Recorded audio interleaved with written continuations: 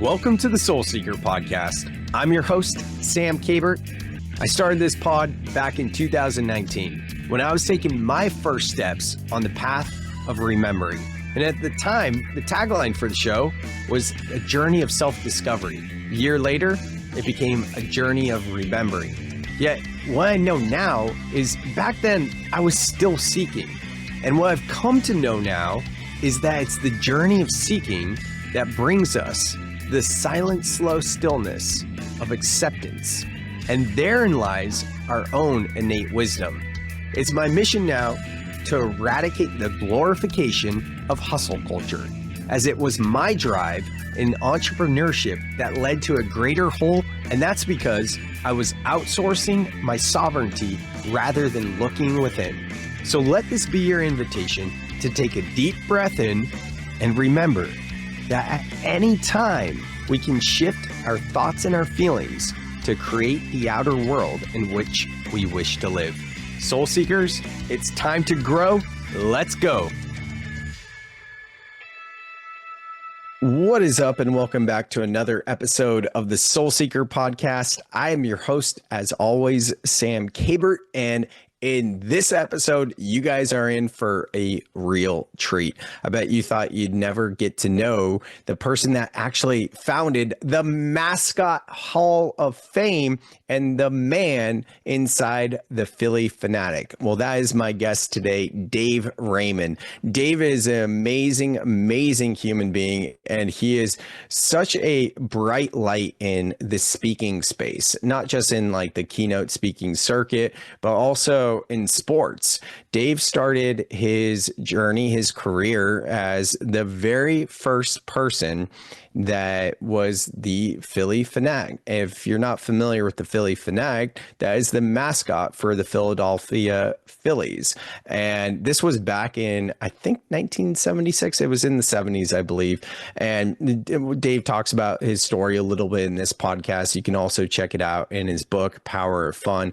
But in this episode, what I really love is we don't just get into Dave's story and positive psychology, mascots, and all like the fun topics. Dave is vulnerable enough to share some of the low points in his life, because it's this human experience is really like the symbol of infinity, right? If we take the number 8 and we flip it on its side, we get the symbol of infinity. And I've always said this for the past 5 years, at least, that's the always, maybe not always in my life or in my soul's history, but at least in the past several years of going deeper and deeper on this work. I love the symbol of infinity because it is a direct representation of this human experience. Now, stay with me here. Just go ahead and see that infinity in your mind's eye. Notice the highs, notice its lows. That's just like the human experience, right? A lot of times those lows, if we can surrender and accept them, they can lift us up to those highs. Now, the other beauty of the infinity is we always come back to meet ourselves exactly where we're at, just like this continuous loop of the infinity. So for me, when I zoom out and I think about depression, I think about the tougher times in my life, and I can really come back to this symbol of infinity of highs and lows, yet we're always coming back to meet ourselves exactly where we're at. That's what helps me with the reframe of my mindset so that I can persevere the shadow work to push through to those next edges.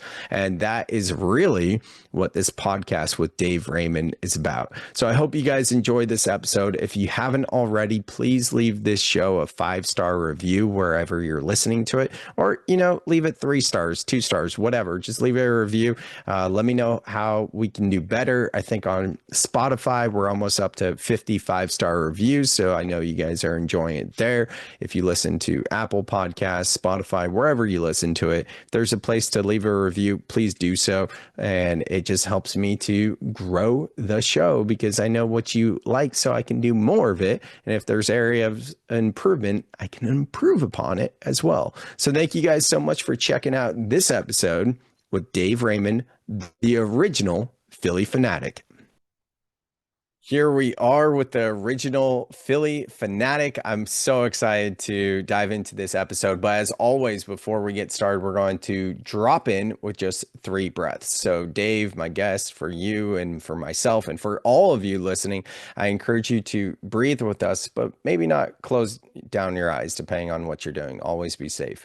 So, Dave, for you, for me, and for all of you listening, if you're in a place and space that's okay and safe, to close down your eyes, I just invite you to slow everything down.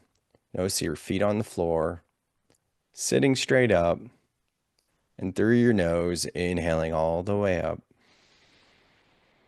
sipping in a bit more air at the top. Through the mouth, exhale. Another inhale through the nose as the belly expands, bringing that breath all the way up. Sipping in a bit more air. And through the mouth, just sighing it out. And one last one, inhaling up, sipping in a bit more air at the top, and through the mouth, exhale, let it all go. Just letting the breath return to its natural state and rhythm, and flickering the eyes open when you're ready. Here we are for this podcast with Dave Raymond. Dave, I'm so stoked to have you on the podcast to talk about the power of fun, the name of your book, your story in the world of mascots, creating the Mascot Hall of Fame, and positive psychology, all the things. So, Dave, welcome to the show. Oh, Sam, it's absolutely my pleasure. And I always love to talk to folks like you that are out there, being creating a platform where you can talk to folks that are interested and looking for answers. And I just appreciate the podcast platform so much. So, congratulations on your work, and I'm thrilled and honored that you're giving me a chance to chat. Oh, thank you. Thank you, Dave. I'm stoked to connect with you. When we got connected through our mutual friend, Nat, and I heard him tell your story, I was like, oh man, I'd love to connect with Dave and share his story. And you were so kind to send me a copy of your book. For everyone listening, you can go to the show notes to find Dave's book called The Power of Fun, which comes with a super cool magnet with an exclamation point. I mean, how many books come with a bookmark, let alone a magnet? So that was really cool. I dug how you put that into your book. I like it. I'm glad that you appreciate it, because it's funny how little things like this have a large impact.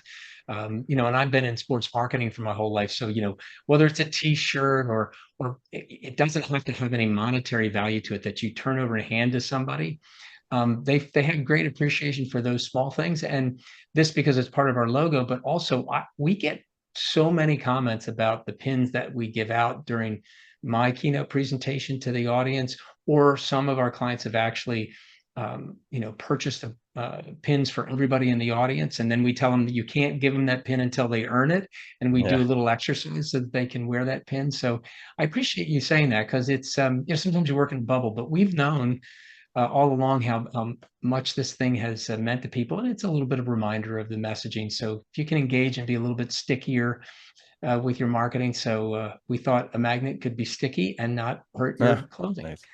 Yeah, I love it. And for those of you that are just listening and not watching, Dave's got it on his sweater, the magnet pin, and it's just a big exclamation point. And I'll tell you guys a little secret. Don't go trying to log into all my systems with my password, because one of my passwords for a long time had to do with the word enthusiasm. And that was like a reminder for me every time I logged in, was like enthusiasm. And I was a big 49ers fan, and during, what was it, 2009 to 11 or something like that, give or take, Jim Harbaugh with the Niners, who's got better than us? Nobody. And then he had this enthusiasm that he would say, enthusiasm unknown to mankind.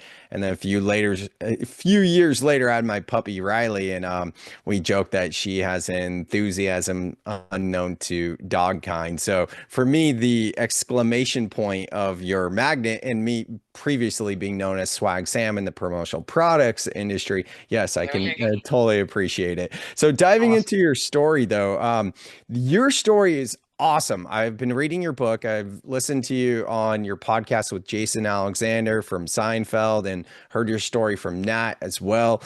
But it's really cool because in college you got this, basically it sounded like a summer job if I remember correctly, and you did really well. And then from there, the Phillies, that's who you're working with, they had this idea of a mascot. Now we don't have to get into like the long extended story, but for people that may not be familiar with your work or how you changed the game as it relates to mascots, can you just give us a little brief overview? I just thought, I wanted to be my father. He was a football coach at the University of Delaware. I was going to school, living my dream of playing football for him. And when he realized I wanted to be a football coach, he was happy to help. But he said, he knew owners. He knew the owners of the Phillies. He said, "Let me get you a summer job," and that was 2 summers. And I had to come back to finish school. And the Phillies didn't give me an offer. But once I worked for them, I went, "Why do I want to be a football coach when I could work for my team?" Right? Yeah. But they called me back when it was supposed to be a 2-year internship. But in the spring of '78, they said, "We need you to come back. Do you want to come back?" I said, "Of course I do." Like, yes, I'll do anything you ask me to do. And said, "Oh, it's funny you say that. We need you to go to New York and get fitted for the costume." I'm like, Hmm. "What do you mean?" And they said, "Look, just go to New York. We've got an idea and we just want you to be a part of it if you want to." And, my dad had said, "Do whatever they ask you to do and prove your value." And that was the start of the Phillie Phanatic. And people that aren't big sports fans may not know who the Phanatic is, but if you Google Phillie Phanatic with a PH, you will see photographs of him. And most people go, "Oh, I've seen him." But he's probably now one of the best known mascots in sports, and certainly one of the most successful, because the team sponsored him. Where there were mascots around like the San Diego Chicken, but he wasn't sponsored by the team. So the Fanatic was the first Hmm. team sponsored, what we call a character brand. And it just, it was the perfect example of not planning something, and because you didn't plan it and promote it and market it for expectations being low, the Fanatic just showed up one night, and it was the perfect marriage between the city of brotherly love and a green Muppet. And now it's been Literally, 40, literally a 47 Muppet. years, 47 Yeah. years. And actually my boss, who believed in this, he was one of the few in the Phillies organization that thought this would last. He reached out to Jim Henson and got Jim Henson to put us in touch with a builder and a designer who could create not just the mascot costume, but this amazing uh, costume that allowed me to jump inside and bring it to life. And I was with them for 16 years, and the Fanatic has been around for 47 plus. We're moving on 48 years this year. Yeah. It's just phenomenal. It's incredible. And one of the things that I love so much about the story too is that your boss, Bill Giles, right? He his instructions for you were pretty much just like, have at it, kid, have fun, just make sure you're having fun doing it. And there's a lot of things that I didn't know kind of came from the Fanatic, because anyone that's gone to, say, a professional basketball game, I kind of think of maybe because I grew up with the Warriors and Thunder and whatever else, and I feel like basketball games, the mascot is a little bit more involved, perhaps, maybe because of like the dunks and things like that. And it's just this, whatever it is, it just feels that way. I'm probably wrong, but there's a lot of things that mascots do that you started with the Fanatic. Could you tell us about those things that you kind of were setting the trend for? I appreciate that, and you're not wrong. I think it's great because this is your brand.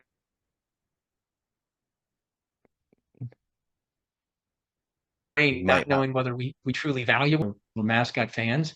Some are unabridged mascot fans, but some go, yeah, I kind of like, and then that's the real value of them. But when the Fanatic started, we really didn't know what we were doing, and Bill said, "Go have fun." And absolutely, that's what I was doing, was having a good time. And then he did give me some instructions that edited me. He said G-rated fun, David. So the right. chicken was doing some things that might not be considered G-rated fun, and Bill didn't want to have that. So that was the best direction he could have given me, was not only have fun, but keep it for family, a family oriented fan base. And we went out and we had a lot of fun. And the Fanatic got a 3-wheeler back when these all-terrain vehicles started as three-wheelers by Honda. And I went to Mr. John and said, look, I've used one of these at a opening for a motorcycle shop. They're brand new. Would be great if we had the Phanatic on that. He said, let's go get one. And he bought one. And then Honda eventually became a sponsor. That three-wheeler turned into four-wheelers because the three-wheelers weren't quite as safe. But boy, I had a blast on that four-wheeler. So I was having fun. It also was good instruction for me physically. When I started to get physically tired or exhausted, I knew I couldn't have a good time, so I would take a break. So that simple direction became incredibly powerful for the character to grow. And then we would do things where they would have a dance. So I picked the top of the dugout to do a dance. Then that dance got to be so popular that we had it sponsored. And then there was the fifth inning routine with the ground crew, because in the first couple of days, Bill said, go out and see what you can do with the ground crew when they replace the bases and rake the field. And I went out there, and one of the ground crew accidentally tripped over my leg, and people went crazy. And so this idea of mascots on vehicles, mascots doing dances or routines, all of those things were really created by the Phanatic. And then the organizations that were able to create great characters like the Phanatic, that not everybody does, is to truly care about the character. In other words, make him look good all the time. So it has to be a really well-designed and well-built costume. Costume has to be taken care of. You don't let the character make two appearances in the same place at the same time in and around our geographic environment. They kept a lot of money off of the table by making sure everybody believed that I'm doing air quotes now, believed that the Phanatic was real. And you could have had 6 or 7 Phanatic appearances all at 12 o'clock in the afternoon in the early going of the Phanatic's successful days, and made more money, but it just didn't feel right to the Phillies because they cared about it. So a great deal of care, planning, and then you'll see that you could mention the mascots that that you were fond of. And I can tell you that organization has invested a lot of time, money, and effort in making that character real. And the characters that are just standing on the street corner waving, need I say any more about Times Square and those the fake Muppet-like characters in Times Square? Just don't really, you can tell right away that these are just people in costumes trying to earn a dollar or two from you, and that they don't look good, they don't smell very good. So it's just about care, Sam, and really believing that this is something that can enthuse non-sports fans and create sports fans for a lifetime from just one hug or one picture. Yeah, mascots really do play a big role, in so many ways. And I'm just thinking back on my childhood interactions with Thunder coming to our school, or we had the San Jose Rhino. Do you know the San Jose Rhino, the Yes, I do. rollerblade? I do. I Yeah. don't know the individuals that are performing now, but yes, absolutely know the character. Yeah, and then I think our mutual friend Jason Minsky, who was San Jose Sharky. He's been on the pod, not this one, another one I had, and Crazy George, another influential male cheerleader. I forget what he calls himself, the founder of the wave, if you will, Yeah, Crazy George with his and I raspy believe he voice. was from Baltimore. I think he was from Baltimore. Baltimore, did you say? I think so. Could I be wrong with that? I don't remember. Actually, he lives in the town I live in now, Santa Cruz. I've seen him a couple of times. Not much, but anyways, all right. Well, let's transition a We little bit. digress. Yeah, totally. So we've been talking about a lot of like positivity and fun and things like that. And I would love to get into positive psychology and other things. But before we continue with the fun trend, let's talk about challenging times, specifically in your life, whether it was while you were the Phanatic or if it was after that. Like, where in your life did you experience like massive challenge where you really need to sit with the emotions and the thoughts that came up, and what'd that look like for you? Yeah, it's a great question, and frankly, we all are going to have challenges. Especially if you live a blessed and long life, you're going to get visited by challenges multiple times. What was interesting about my background was, from the age of 6, where you probably start to remember most of your memories as a young child. My dad was an icon in the local area. He was a successful football coach. People loved the University of Delaware Fighting Blue Hens, and I grew up having this amazing life with being kind of a special son of a father who, the whole community was really proud of. And as I went through that experience of wanting to go play football for him and be him, it again was a beautiful opportunity, and that came true. And then he gets me a job with the Phillies, and then I become part of the beginning, and have been humbly credited with creating this personality that does amazing things. And I was living a life getting paid to have fun, something that I never would have thought of. I was going to school to be a teacher and a coach, but here I was having just a wonderful life. And then my mom got sick, and she battled brain cancer for 8 months, and she passed away. And at the same, just 3 weeks after my memorial service, my marriage, my 7-year-old marriage fell apart. My young 3-month-old son, Kyle, was gone. And so what was different for me was that I just was assuming from the age 6 until I was about 34 that, hey, this is the way life is. So I was completely unprepared and unaware of what the brutality of life looks like, feels like, and what it can do to you.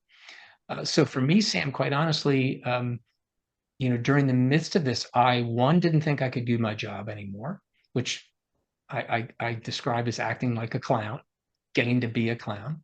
Didn't feel like that was right. I couldn't do that when I was suffering. And in the time where I was talking to the Phillies about taking a break from my work, I realized I had a few more appearances I needed to do to finish the obligations that I had made with the Phillies. And I was clearly at the time thinking about suicide as a way for this to stop.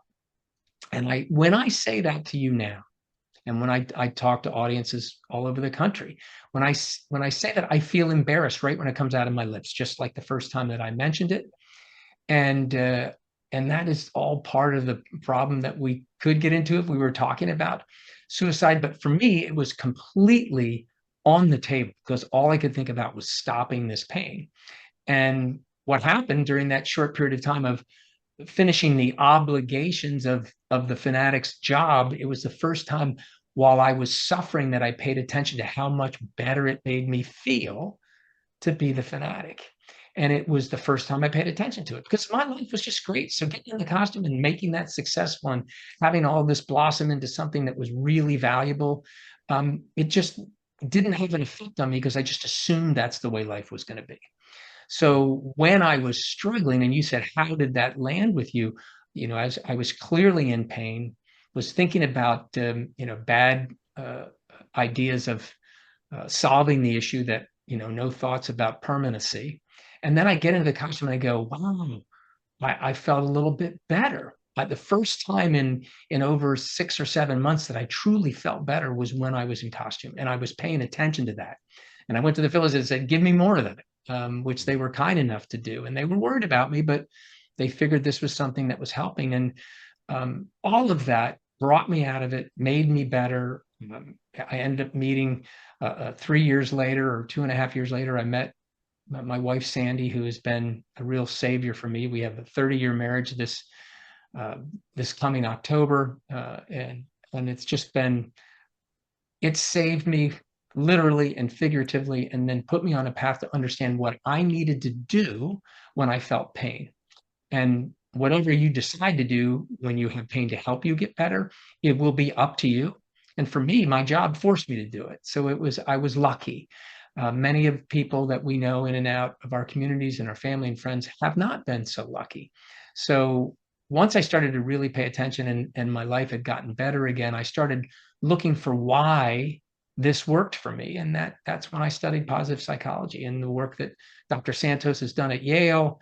And through the pandemic, I really read a lot. And I started to realize, there's science behind all the things that happened to me, by feet to the fire, and what I thought was happenstance, and that I was lucky.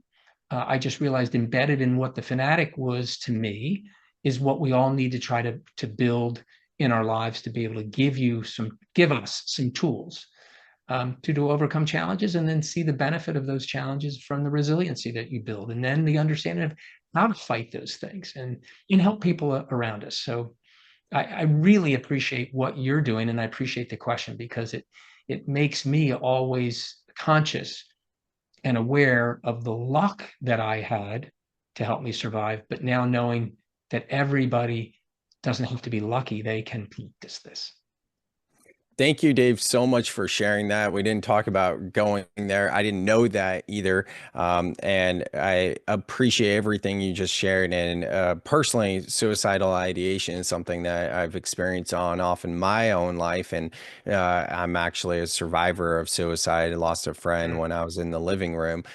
So that was a big experience. But I can resonate with everything you're saying. And I think, yeah, thank you. And I think it's so important that we have these conversations and that we're able to put down the mask and connect with one another. And that's what allows us to move through it. And I'd love to transition to positive psychology. But before we do so, I want to share with you and the listeners as well this little mental performance shot that I've been using. It's called Magic Mind. Have you heard of Magic Mind?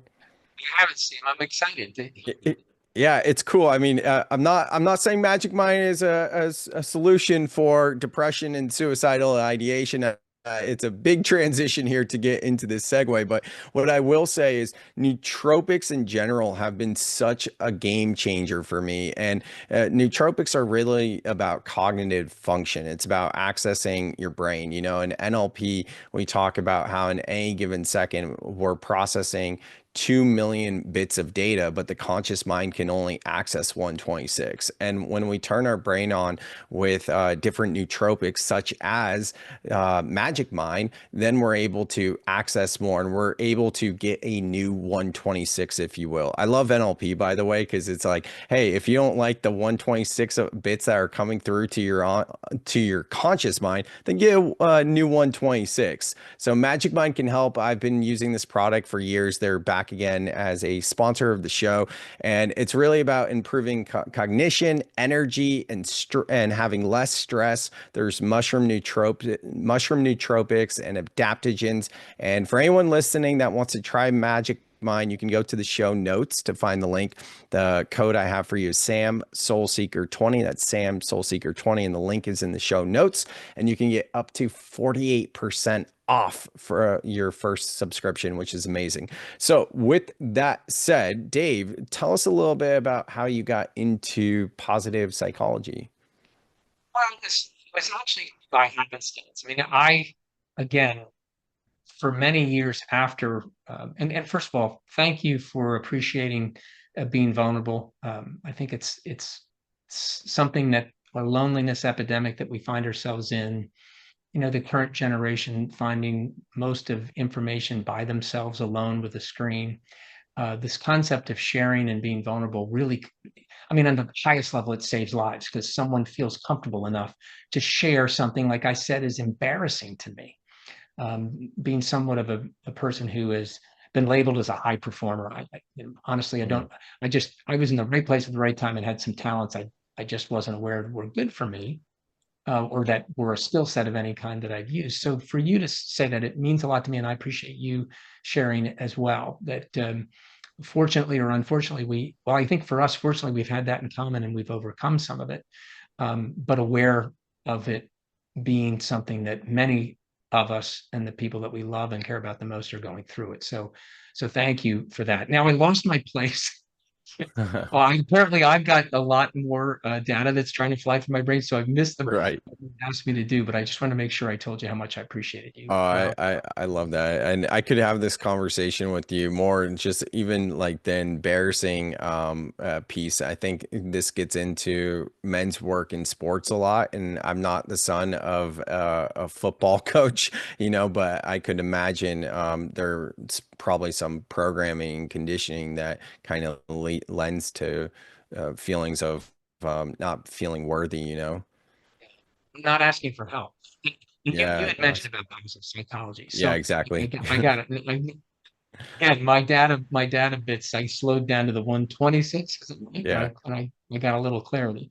Um, anyway, so the positive psychology for me, just I started to think, well, wait, what happened? I'm not really sure. And I stumbled across Dr. Santos and the work she was doing, where she teaches a course in Yale that's considered the most well-attended and beloved course in 300-year history at Yale. And she saw her students stressing and struggling and being so concerned about grades when she felt like, gosh, there's more important things to be concerned about. Let's see what we can do to help them. And then I discovered fondly that the science of positive psychology started in Philadelphia at the University of Penn. Dr. Seligman was a clinical psychologist, and he said when we were doing our work as psychologists, our whole job was to make the miserable less miserable. And that was good, because if you can make them a little less miserable, then you do get them out of this the headspace where they would be thinking about bad ideas. But then they started looking at these data points that were outliers on the graphs, and they ignored them until they started to say, well, let's see what that data point is. And they found people that were, quote unquote, naturally feeling well and happy. And they started studying them. This is like 1979. So it's in its infancy still. But they discovered, what I like to say is happiness is a skill set. So you practice at it. Life, liberty, and the pursuit of happiness. There's an error in that belief that we have in our Constitution and some of the development of our country. You don't pursue happiness, you work at it. And it's not easy. It's very difficult. So the field of positive psychology was created by outliers, people who were naturally happy, that were above the curve of the people that were struggling mentally, and in those cases, mentally and physically. They found those connections, mind, body, all of those things started to create these outliers. Harvard back in the late 30s did a study in what they called happiness. And they started interviewing people throughout their lives, and they would collect data, and they had a continuum of the bottom where they were the happy well and the sad sick. Those were the top and bottom of the continuum. And they found, like, statistically in the happy well, there were 20 some elements to their life that they contributed through their interviews over their lives of what made them happiest. And surprisingly, the biggest one was their social connections. So in the field of positive psychology, there's a lot of counterintuitive stuff. So when you're hurting, I like to say it's important for you to look at fun as a tool to help you get out of your struggles, or at least put your struggles aside for a minute or two. So whatever makes you feel good, whatever makes you smile, or whoever makes you smile, is a really nice step towards understanding that when you feel bad or you're depressed, and again, clinically depressed, need support from doctors and people who understand what they need either from a chemical standpoint or support, or the medicine that they need. But all of us can build on these tools that positive psychology teaches. Some great books out there, but the best ones by far now, because it's the most recent, is Build the Life You Want by Arthur C. Brooks, to be clear when you're looking for the author. And he, along with Oprah Winfrey, wrote this book, although Oprah says, I just wanted everybody to know about it, so I put my name on it, this is Arthur's work, and it's phenomenal. So anybody that wants to know what the result of positive psychology is about, read the book, Build the Life That You Want. But there are others. Dr. Sonia Lyubomirsky's book, The How of Happiness, Dan Gilbert's book, Stumbling on Happiness, and many, Mark Seligman's book. There are so many books out there, but I would suggest that pick the one that you think resonates with you most after you read the jacket of the book or read online what it's about, and pick it up. It's because it's such good direction for all of us. You don't have to be a scientist to understand it. But at the highest level, I go, you don't pursue, you don't search for happiness, you work at it. And there are specific things that you can do daily, intentional activities, to help you not only boost your mood, but to share with people around you and help them do it at the same. Have you ever felt overwhelmed by emotions and unsure how to move through them? Sam created the Breath Club to help you find calm and clarity. In this free online community, Sam teaches how to regulate your nervous system through breath work and process emotions effectively. Did you know that most emotions only last 90 seconds when you fully allow yourself to feel them? This is called the 90-second rule, and it's a powerful tool backed by science for emotional healing. Each week, Sam hosts live calls to guide breathwork practices and create real connection. You'll also get access to an online course and pre-recorded breathwork videos. The link to join is in the show notes. I love the idea of like a daily practice and work at it versus pursuit. For me, I said for a long time I was chasing success, and then I kind of reframed it to pursuing. But then it was still had that kind of air of when I achieve ABC, I will feel XYZ, like the story I was telling myself on a subconscious level. And then when I did my yoga teacher training and they taught us about sadhana, are you familiar with that word, the Sanskrit word sadhana? I'm not. I'm just a light purveyor of yoga, but I'd like to dive into more deeply because the breathing, all the Yeah. breathing that you're doing and that I'm reading about is all comes from yoga. 100%. Yeah. And what I really love about yoga so much is philosophy, because in the West, we think of yoga as like movement, and there's really 8 limbs of yoga, and movement's just one of the 8 limbs. And everything that we're doing, especially with the movement, is just to feel comfortable to sit in stillness. We can call it meditation, whatever you want to call it, but just to feel safe. I've even had this come up again recently for myself, where I find at night I'm like, I'm not comfortable to be in just my mind, which normally I'm feeling really good. So I was actually with my parents a few days ago, and I was like, yeah, I don't know why I'm not sleeping. Usually I sleep so well, whatever. And then I was like, ooh, I got an email from that person in my life that I need to make amends with, that type of thing. I'm like, yeah, I haven't responded to that for a few days, and I just got that message. So, yep, gotta take action there. And those little things like that, when we can start to get curious, I find. Oh, so the point of sadhana, though, it's very much what you're talking about, like those daily things. Sadhana teaches that to name your ultimate potential is to limit your ultimate potential. That is kind of the overall lesson, but it's your daily habits and behaviors, albeit spiritual or whatever it is. So in terms of what you recommend for people, like what are some of those daily habits that you typically recommend? Yeah, this is such a great question. I love this conversation, by the way, because all the things you're saying are piquing my interest, and I want to go into a 50-minute dive just on sadhana and a few of those things, and your breathing, because the breathing's been a real godsend for me. The 4-7-8 breathing technique is what I do before meditation, but what it's been great for is for me to fall asleep, and it doesn't do that when I meditate, which is really interesting, because I try to meditate first thing in the morning. So I wake up, I do a few things to get myself ready, and I go down and meditate.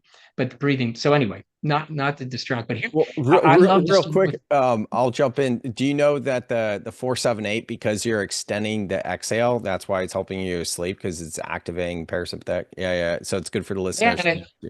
and what it does for me with meditation, because I'm sitting upright and I've already got my sleep, and I do about 10 or 15 minutes of activity to wake up. But I find me getting a much more benefit in my meditation by doing it. So it seems counterintuitive to me that one will really put me to sleep quickly, but the one in meditation just calms me down, and then I'm focused on being as clear of thoughts and just be in my space and present. But it's been and I honestly learned a little bit about it. I didn't study breathing.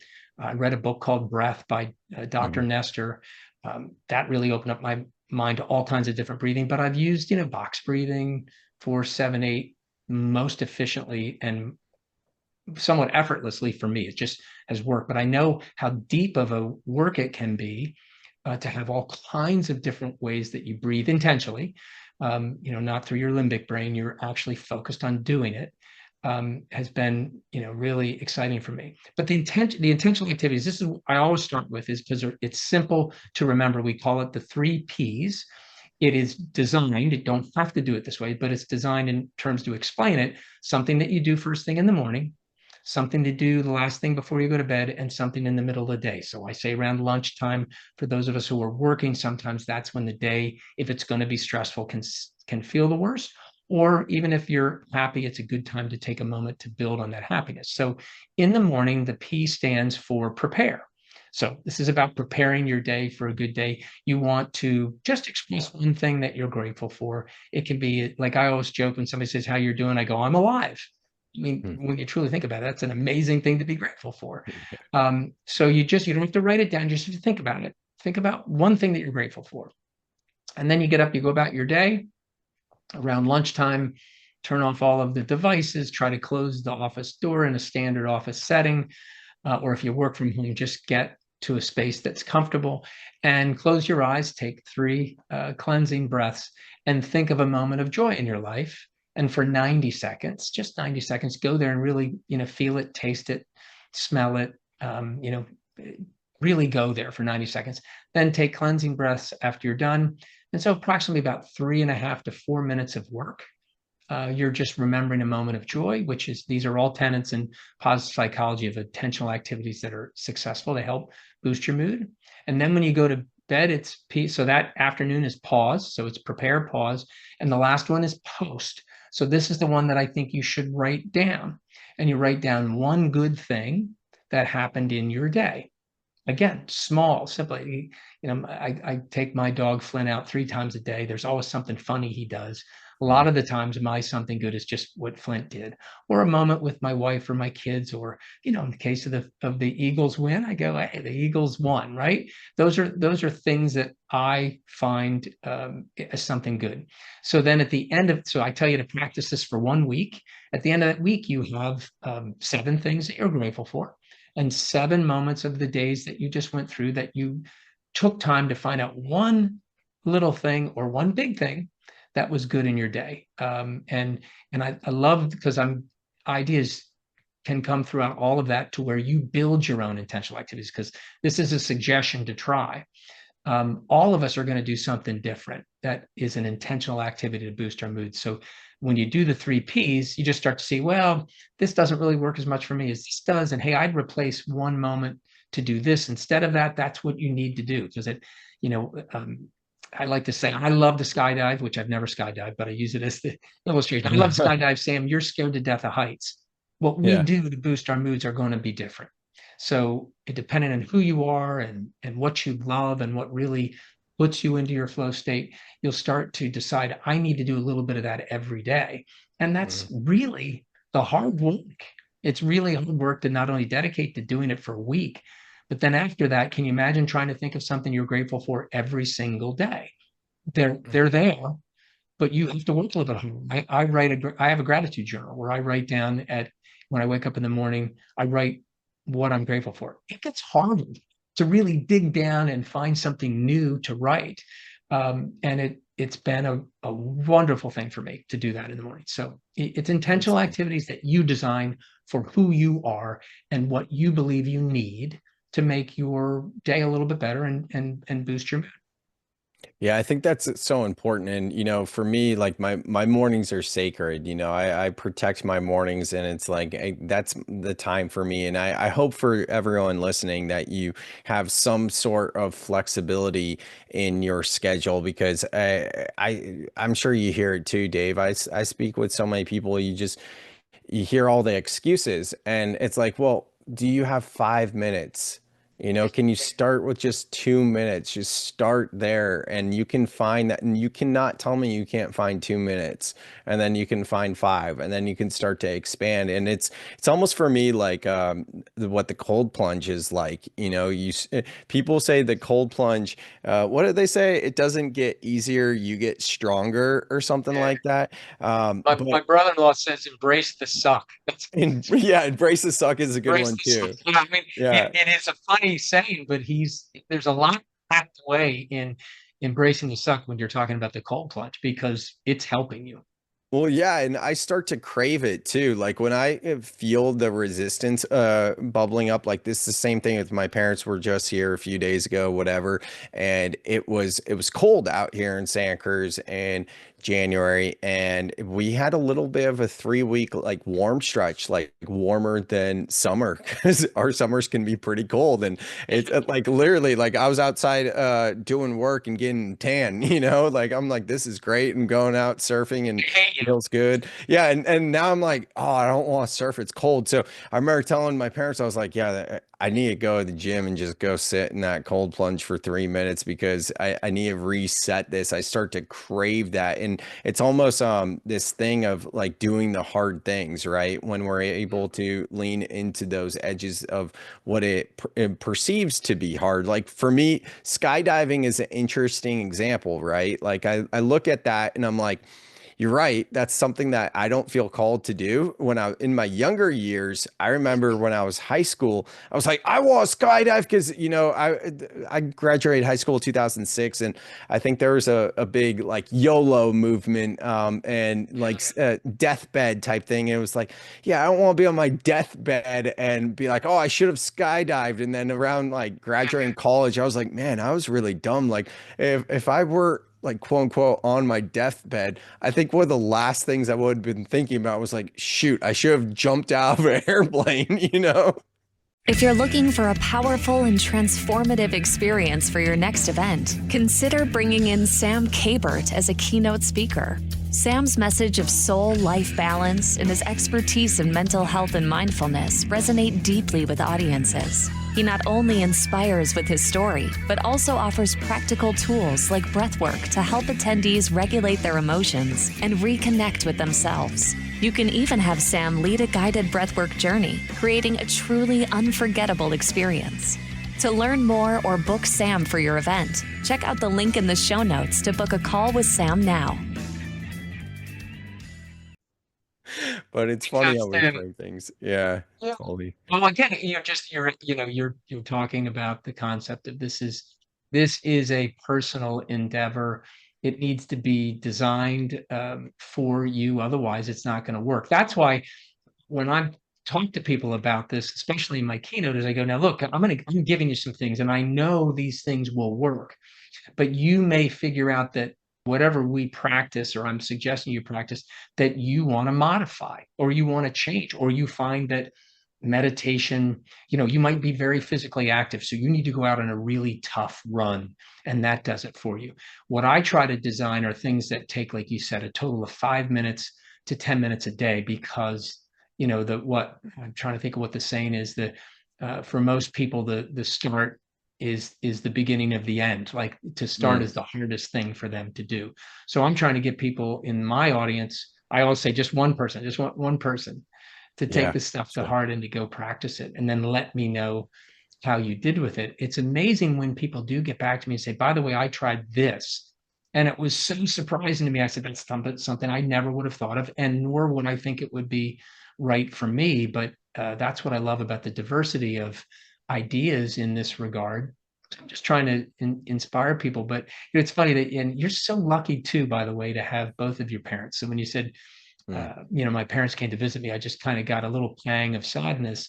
But my dad passed away 7 years ago this December, but my mom died when she was just 59. So, I was 35 going on 34 going on 35. When you said that, I thought it's so great. And that's like the gratitude, right? Like I don't think many people who have a good relationship with their parents are not grateful for them. I mean, I have amazing in-laws. So a little pang of jealousy, a little pang of sadness, but then I remember, well, Sandy's parents are like my parents. So, and they just live 20 minutes away from us. So I think it's so cool to hear you say that and see the joy in your face when you talk about your parents coming over. It's just awesome. Yeah, it's funny. I'm 36 now, and it's I see them as often as possible, and I live an hour away. They have 4 dogs, and one of them's my dog. She went to live with them because it just makes more sense at this point. That's a little bit of a longer story. So I miss my dog, and I love to see my dog and the other dogs too. But I don't know. My parents used to listen to a lot of my podcasts. I don't think they've been listening recently, so I don't know if they'll hear this one. But I made this joke to them, so it's not like it's not a big deal. But they have I have a niece, so they have a granddaughter. It's their first one, and she's gonna be 3 soon. And it's like as soon as they stepped into the grandparent role, like their bodies just started to break down. Like they're doing great health wise. I say that tongue in cheek because it's just little things, like just little things. Yeah. Like my dad needs hearing aids now, and then my mom's got like some other things going. Nothing big, just small things. But like they stepped into that grandparent role, and it's been interesting for me to see that as well. And I've listened, not to make it morbid or anything. I mean, we're talking about how you've lost your parents and suicide and things like that. But I remember listening to Jesse Itzler maybe 10 years ago or something talk about how he sees his parents maybe like once or twice a year, and how um, given their age, he's only going to see them like 10 or 20 more times, whatever it was. And I was like, when I heard him say that was really when I started to prioritize spending more time with my parents, because I was like, man, that's sad to think about Yeah, that, but it's also empowering, right? So absolutely. And this is some of the work, the way we're talking about. That's intentional. mhm. And so good of you to be moved in some way where you go, okay, my intention in this regard is I'm going to see my parents as much as I can, even if they drive me nuts, because the moments that you're with them, you'll always remember something that was funny about it, or good about the times you were together with them. And so what's great about losing, and this is the idea of understanding how good struggles are in your life. Losing my parents, losing my mom, really realized how important my dad was, and tried to become a friend of my father, which was a very interesting transition. He was also my coach. So it made it a priority to stay connected to him as I did all the way through his life. But then realizing how important my in-laws are. I just happen to get along with them exceptionally well, so that's nice. But they're also, my parents. It's a wonderful thing to have, and it makes it more valuable to me now that I understand what it's like not to have them. So there's what we really should have in this life. My utopia would be that people pass away early on purpose just to jolt you, and then they come back a week later, Mhm. and then they live the same amount of time a normal human being would, so that suddenly you're jolted into, I can't take them for granted, right? So it just would, the perspective that we get from someone's passing, can be painful, but it reminds you, right? So my utopia is that everybody that's important to you will die once, and then come back, and then live a normal life. And so now you'll have that time between their trial death and then on to their real death, where that period of time, you are going to work really hard at making sure you're present, pay attention. And that's what I'm trying to do this year. It's my New Year's resolution. My one word is presence. Mm. And it's work, because every morning I wake up, meditation and prayer, and be present, be present, be present.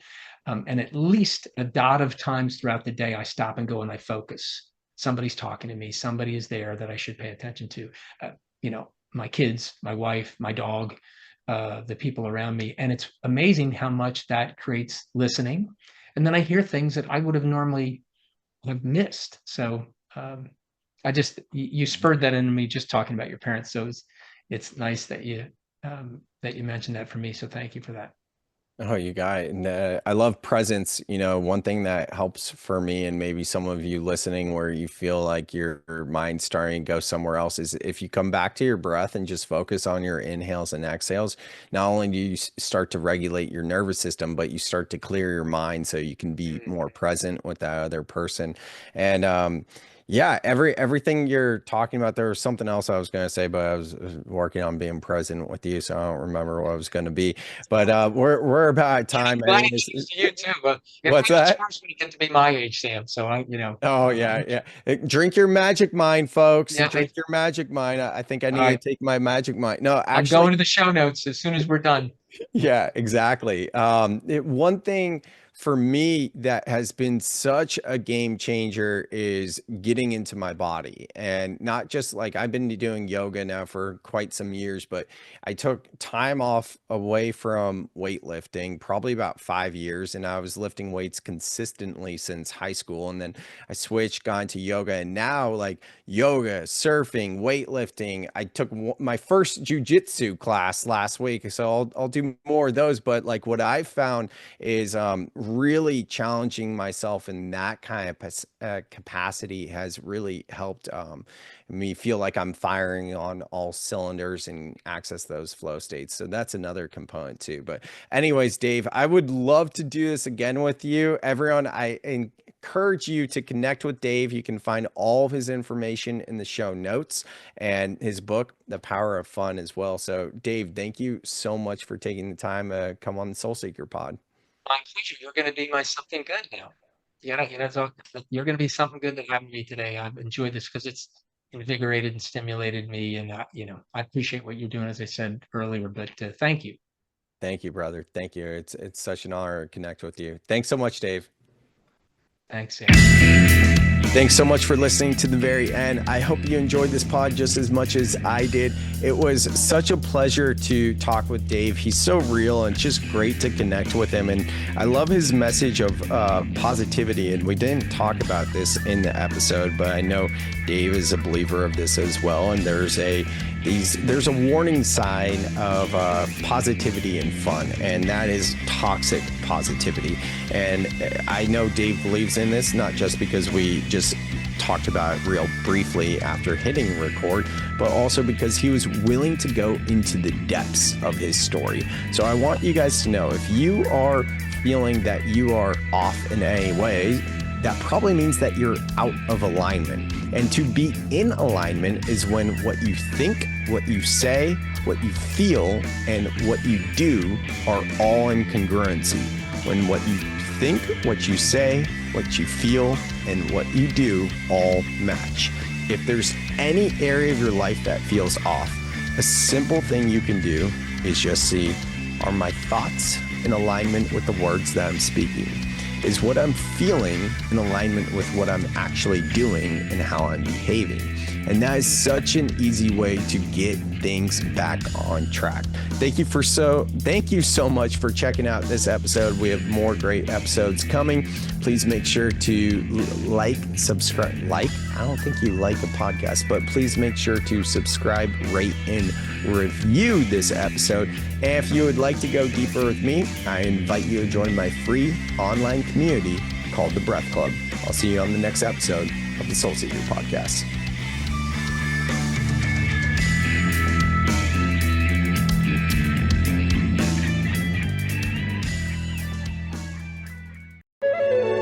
This is Dream Vision 7 Radio Network, uniting mankind with universal love. Our shows are created from the heart, bringing each listener to a place of divine enlightenment. Breathe, relax, and enjoy. Let life flow.